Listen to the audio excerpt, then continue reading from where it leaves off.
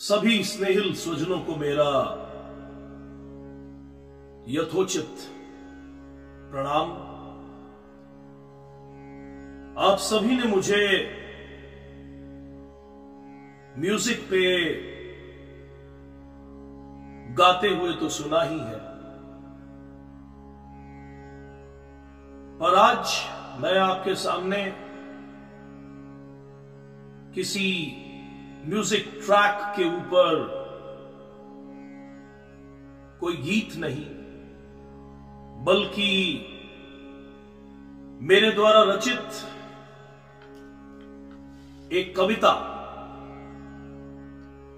जो मैंने दिनांक 27 जनवरी 2023 को उसके कुछ छंद यूं ही बैठे बैठे लिख दिए थे। 6-7 छंद लिखे थे। आज दिनांक 8 फरवरी 2023 को ये कविता पूर्ण हुई है मेरी, जिसमें 19 छंद है। मेरा डेट ऑफ बर्थ 19 जनवरी है, इसलिए मैंने इसे 19 छंदों में लिखने का प्रयास किया है। हालांकि मैं आपको यह कविता सुनाऊं, मैं ये उद्धृत करना चाहूंगा कि मेरे हाथ में यह गीता है, श्रीमद् भगवत गीता, भगवान श्री कृष्ण की वाणी है। सही कहूं तो गीता के द्वितीय अध्याय, गीता का सार, जो गीता सार है, ये श्रीमद् भगवत गीता का जो द्वितीय अध्याय है उसे गीता का सार कहा जाता है। उसकी श्लोक संख्या 23, जो भगवान ने इस जीवन की यथार्थ सच्चाई से अर्जुन को अवगत कराया, इसी से प्रेरित है मेरी ये कविता।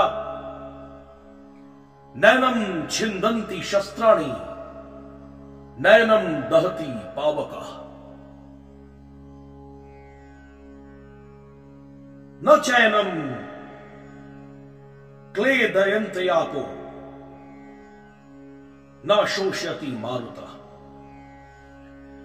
अर्थात आत्मा क्या है?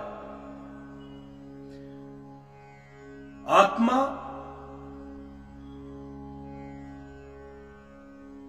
वह तत्व है जिसे कोई शस्त्र भेद नहीं सकता, जिसे अग्नि जला नहीं सकती, जिसे जल, जिसकी प्रकृति आर्द्रता है, वो भिगा नहीं सकता, और पवन सुखा नहीं सकती, क्योंकि आत्मा अजर और अमर है। उसी परमात्मा का अंश है, शाश्वत है। यह शरीर मर जाता है, यह शरीर मृत्यु को प्राप्त होता है, परंतु आत्मा मृत्यु को प्राप्त नहीं होती। आत्मा की गति होती है। भगवान श्री कृष्ण इसी अध्याय में अनंत कोटि ब्रह्मांड नायक अखिलेश्वर भगवान श्री कृष्ण 26वें श्लोक में क्या कहते हैं? 26वें श्लोक में वो कहते हैं, अथ चैनम नित्य जातम नित्यम वा मनयसे मृतम तथापि त्वं महाबाहो नयनम शोचितुमर्हसि, अर्थात किंतु यदि तुम यह सोचते हो कि आत्मा सदा जन्म लेता है तथा सदा मरता है, तो भी हे महाबाहो तुम्हारे शोक करने का कोई कारण नहीं है। अर्थात यह आत्मा उस सच्चिदानंद आनंद सिंधु परमात्मा का ही अंश है, जो नित्य है, शाश्वत है,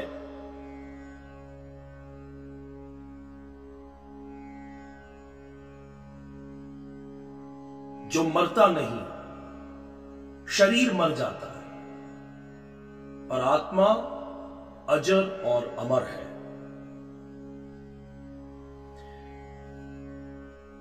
गीता जी के इन्हीं 2 श्लोकों से प्रेरित होकर के मुझ अज्ञानी ने ये 19 छंदों में एक रचना करने की दृष्टता की है।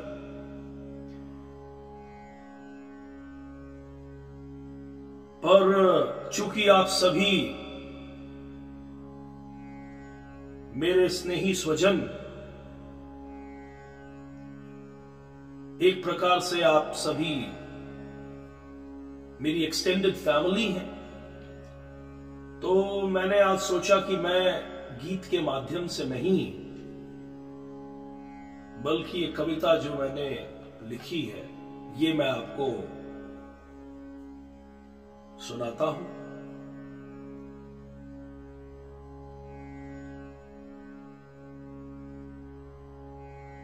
देखिए,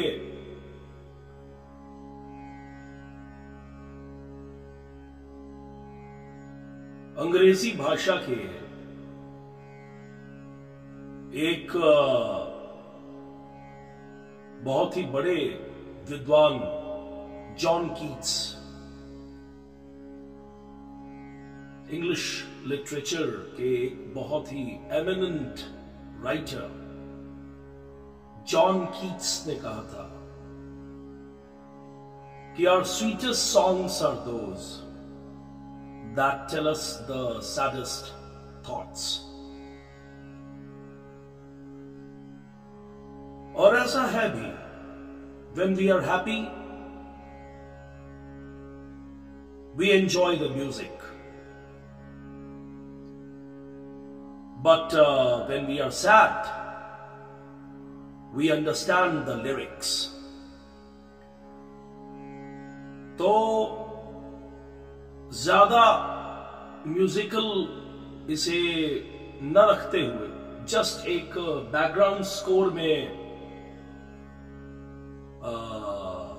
मैं निवेदन करूंगा शिवांश आपसे कि आप तानपुरा का बैकग्राउंड स्कोर जो है वो माइल्ड, थोड़ा लो वॉल्यूम में ही जस्ट उसे बैकग्राउंड स्कोर में रखेंगे इस कविता के साथ। तो चलिए मैं आपको ये कविता सुनाता हूं।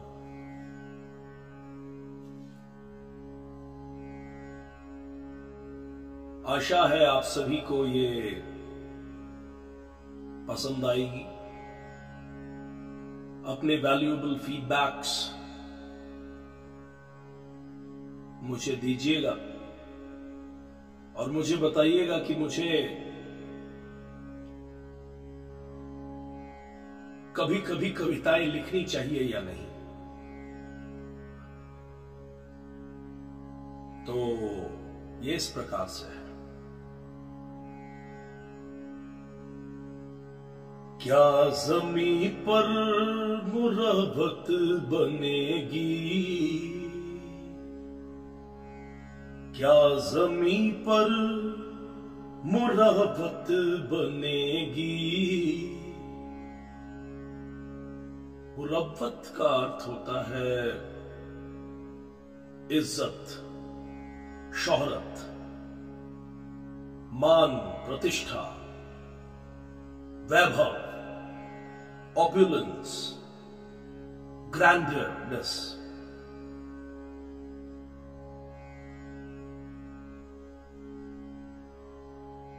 उर्दू का लफ्ज है, क्या ज़मीं पर मुरब्बत बनेगी, क्या ज़मीं पर मुरब्बत बनेगी, या चिताओं में जलना पड़ेगा। क्या ज़मीं पर मुरब्बत बनेगी, या चिताओं में जलना पड़ेगा। जिंदगी एक किराए का घर है, जिंदगी एक किराए का घर है, एक ना एक दिन बदलना पड़ेगा। जिंदगी एक किराए का घर है, एक ना एक दिन बदलना पड़ेगा। आत्मा तो अजर और अमर है, आत्मा तो अजर और अमर है, ये तुम्हें अब समझना पड़ेगा। आत्मा तो अमर और अजर है, ये तुम्हें अब समझना पड़ेगा। उनकी स्मृतियों को मन में बसा के,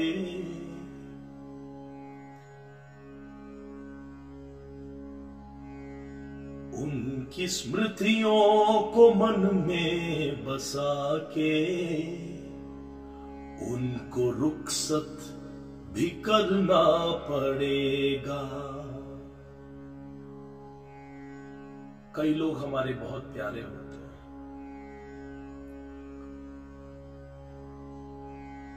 बट उनकी स्मृतियों को मन में बसा के उन्हें रुखसत भी करना पड़ता है। तो ये वही लाइन्स है कि उनकी स्मृतियों को मन में बसा के, उनको रुखसत भी करना पड़ेगा। हर किसी को गुजरना है जग से, हर किसी को गुजरना है जग से। आए हैं तो जाना पड़ेगा, आए हैं तो जाना पड़ेगा। कोई आज जा रहा है, कोई कुछ दिन के बाद, कोई कुछ महीनों के बाद, कोई कुछ वर्षों के बाद, पर एक ना एक दिन उस अनंत यात्रा के लिए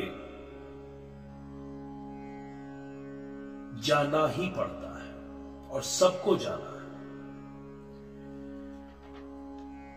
छोड़कर जिंदगी का ये मेला, छोड़कर जिंदगी का ये मेला, जाना होगा यहां से अकेला। छोड़कर जिंदगी का ये मेला, जाना होगा यहां से अकेला। खूबसूरत हसीए बदन है, खूबसूरत हंसी ये बदन है, इसको बेजान होना पड़ेगा। खूबसूरत हंसी ये बदन है, इसको बेजान होना पड़ेगा। फर्श मखमल पे सोने वालों, हम सभी जब तक ये प्राण तत्व हमारे शरीर में है,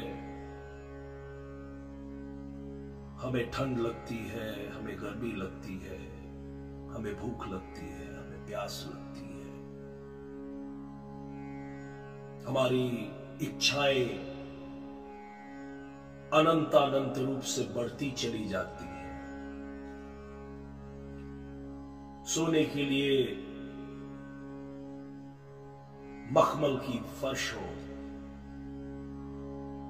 रहने के लिए बड़ा मकान हो, पर अगली लाइंस,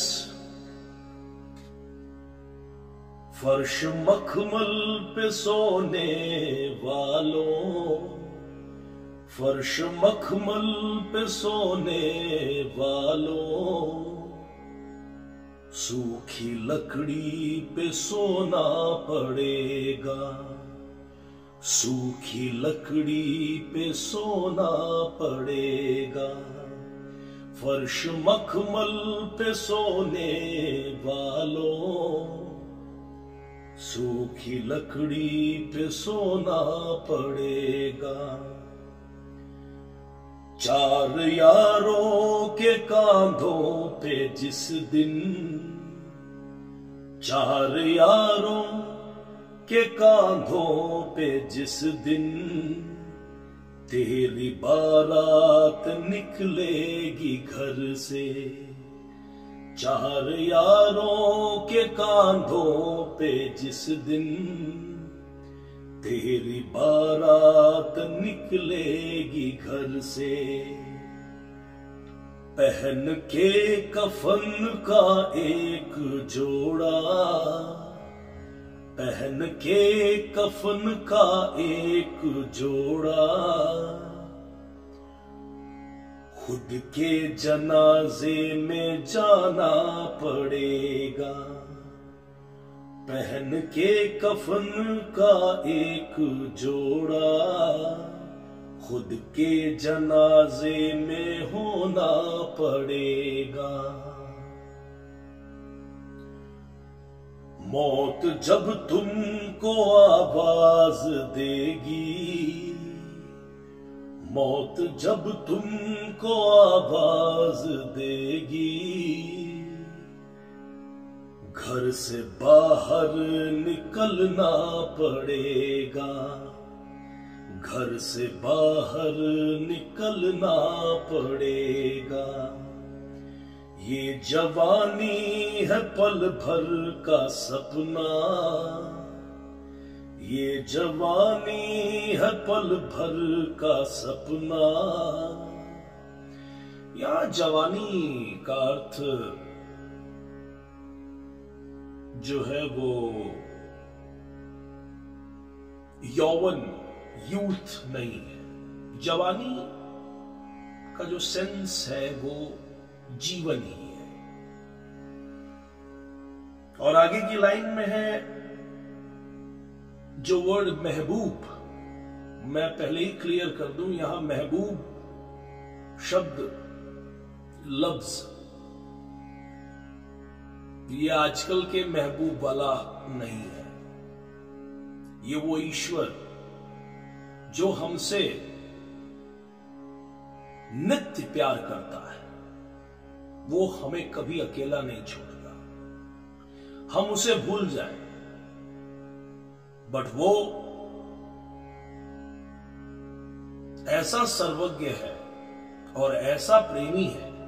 हमारे महाराज जी कहते थे कि वो कैसा सर्वज्ञ है और वो कैसे तुम्हें नहीं छोड़ता, कि अनंत कोटि ब्रह्मांड के प्रत्येक लोक के प्रत्येक प्रांत के प्रत्येक देश के प्रत्येक ग्राम के प्रत्येक पोखरे में रहने वाले अनंतानंत जीवों के प्रतिक्षण के प्रत्येक संकल्प को नोट करता है और उसका फल देता है। तो ऐसा महबूब कहां मिलेगा? तो यही लाइन है, ये जवानी है पल भर का सपना, ढूंढ ले कोई महबूब अपना। ये जवानी है पल भर का सपना, जीवन क्षणभंगुर है, सुमिरन कर ले मेरे मना, ये बीती उम्र हरि नाम बिना।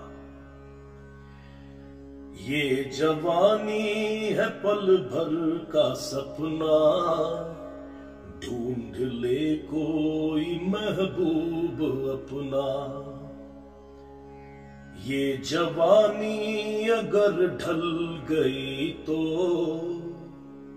ये जवानी अगर ढल गई तो, उम्र भर हाथ मलना पड़ेगा, उम्र भर हाथ मलना पड़ेगा। मैंने अभी आपके सामने एक भजन की लाइन बोली, उसी से प्रेरित है। सुमिरन कर ले मेरे मना, ये बीती उम्र हरि नाम बिना।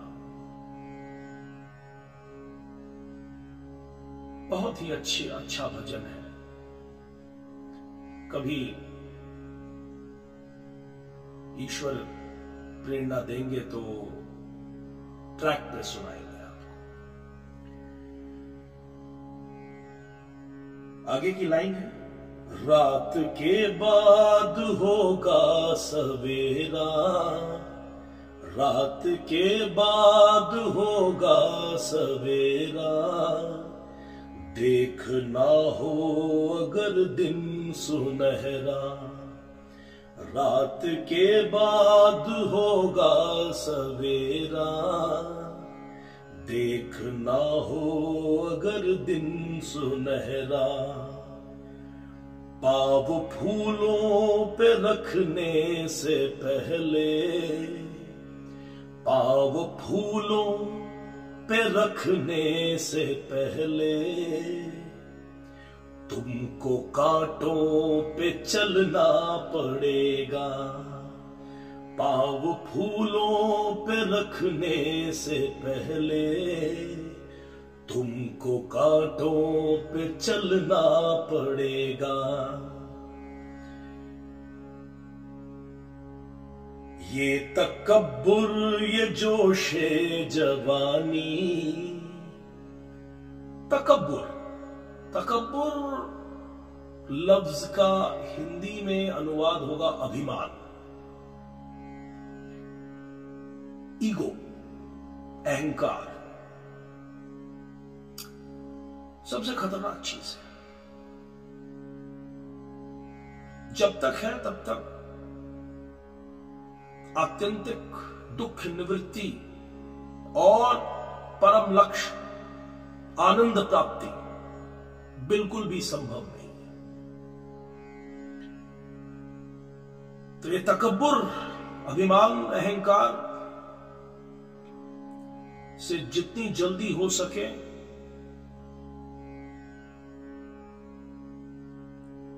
दूर हो जाए, क्योंकि जिनके पास ये होता है उससे भगवान दूर हो जाते हैं।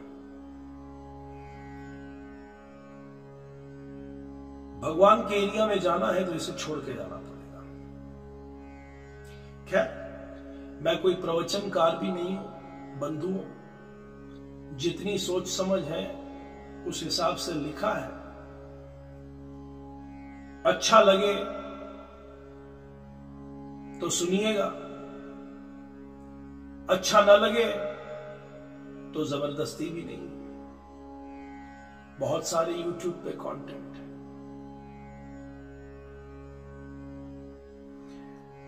ये तकब्बुर ये जोशे जवानी चंद लम्हों की है एक कहानी। ये तकब्बुर ये जोशे जवानी चंद लम्हों की है एक कहानी।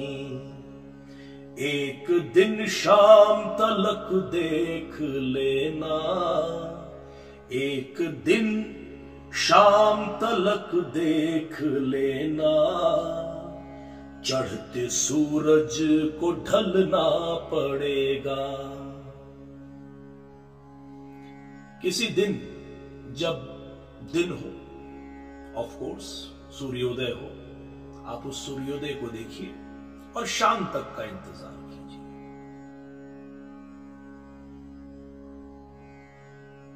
यानी एक दिन शाम तलक देख लेना, चढ़ते सूरज को ढलना पड़ेगा। अब अंतिम की जो दो पंक्तियां हैं, छंद हैं,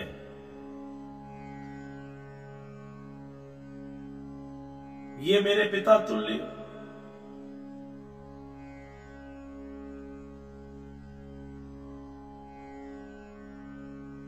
पर्सनालिटी,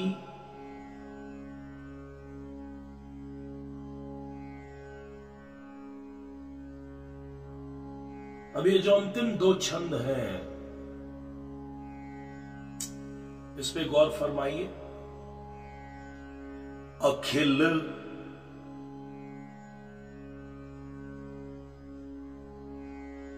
जो लोग मुझसे निकट हैं वो खास समझने की कोशिश करेंगे कि ये शब्द मैंने क्यों इस्तेमाल किया है, और संभवतः ये कविता आप ही के लिए डेडिकेटेड है। अखिल ब्रह्मांड नायक अरज है, अखिल ब्रह्मांड नायक अरज है, मुझे चरणों में रखना पड़ेगा। अखिल ब्रह्मांड नायक अरज है। अखिलेश्वर, अखिल विश्व के जो ईश्वर है उन्हें अखिलेश्वर कहा जाता है। तो उनसे यह अरज है, अखिल ब्रह्मांड नायक अरज है, मुझे चरणों में रखना पड़ेगा। और अब अंतिम पंक्ति है, मेरा नाम शिवम तपन ओझा है। मैंने सोचा है कि अगर आप लोगों को रचनाएं पसंद आएंगी या मन में भाव प्रस्फुटित होंगे तो कभी लिखा करूंगा।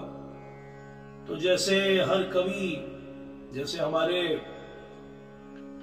पूजनीय पिताजी विपिन गुलशन के नाम से अपनी रचनाएं लिखते हैं, और आध्यात्मिक जगत में तो स्वामी शिवरामानंद भारती शिवतीर्थ, उनका नाम लेते हुए भी हमें तो भावनाओं के समुद्र में डूब करके पता नहीं कैसे कैसे माणिक्य, मोती, जवाहरात खोज ले आते हैं। तो ऐसा तो हमारे में ना तो वो कवित्व शक्ति है, न वैसे भाव प्रस्फुटित होते हैं, परंतु सोचा है क्योंकि थोड़ी बहुत चीजें उन्हीं से प्राप्त हुई हैं।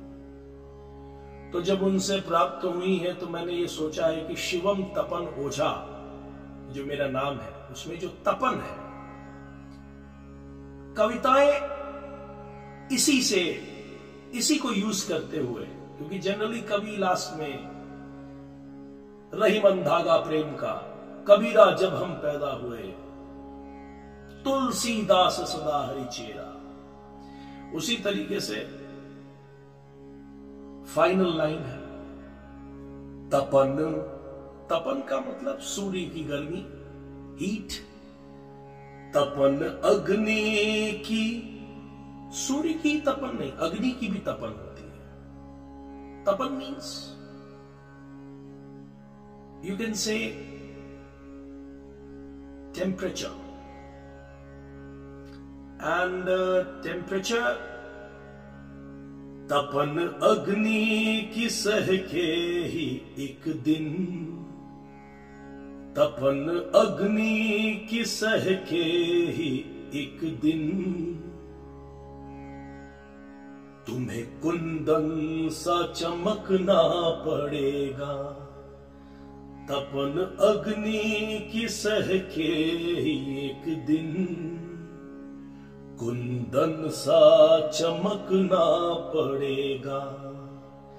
तपन अग्नि की सह के ही एक दिन, तुम्हें कुंदन सा चमकना पड़ेगा।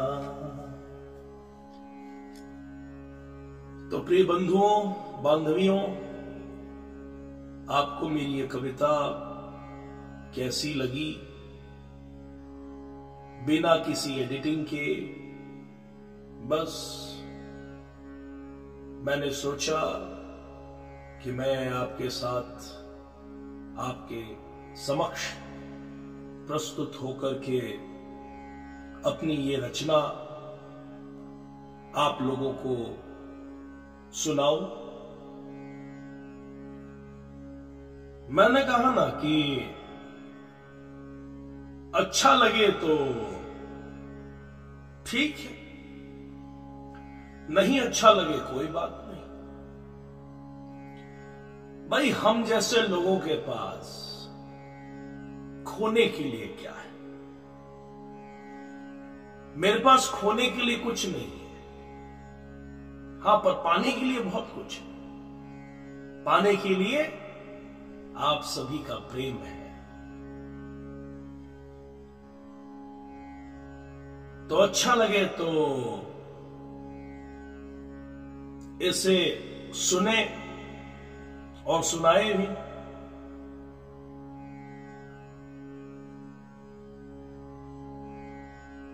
आप सभी का हृदय की अंतरतम गहराइयों से मेरे विशिष्ट स्नेही स्वजन जो मेरे कंटेंट्स पे अपने प्रेम से सराबोर संदेश प्रेषित करते हैं, आप सभी का हृदय की अंतरतम गहराइयों से प्रेम पूर्वक धन्यवाद ज्ञापित करते हुए और विश्वास दिलाता हूं कि जो भी क्रिएटिव वर्क हो वो वर्थ वॉचिंग। आजकल की जो चीजें हैं, अब क्या कहूं, वो भी अच्छा ही है। That is also good. जिसमें खुशी मिले, अब जनता को जिसमें खुशी मिलती है,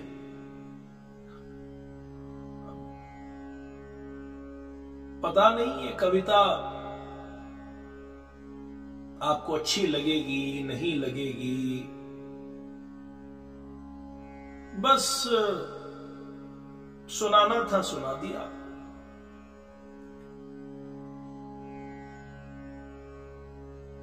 अच्छे कंटेंट को पर सुने, अच्छे कंटेंट्स की कदर करें, अच्छे म्यूजिक की कदर करें।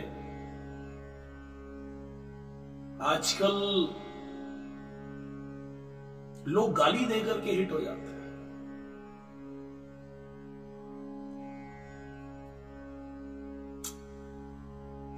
खैर, वीडियो लंबी है। मैंने तो आपको कहा अच्छा लगे तो देखिएगा, नहीं तो कोई बात नहीं। बस भगवान के श्रीमद् भगवद गीता के उन्हीं 2 श्लोकों से प्रेरित होकर के मैंने ये कुछ लाइंस लिखी। आप सभी का बहुत बहुत धन्यवाद, आभार और अभिनंदन। आप सभी का शिवम तपन ओझा।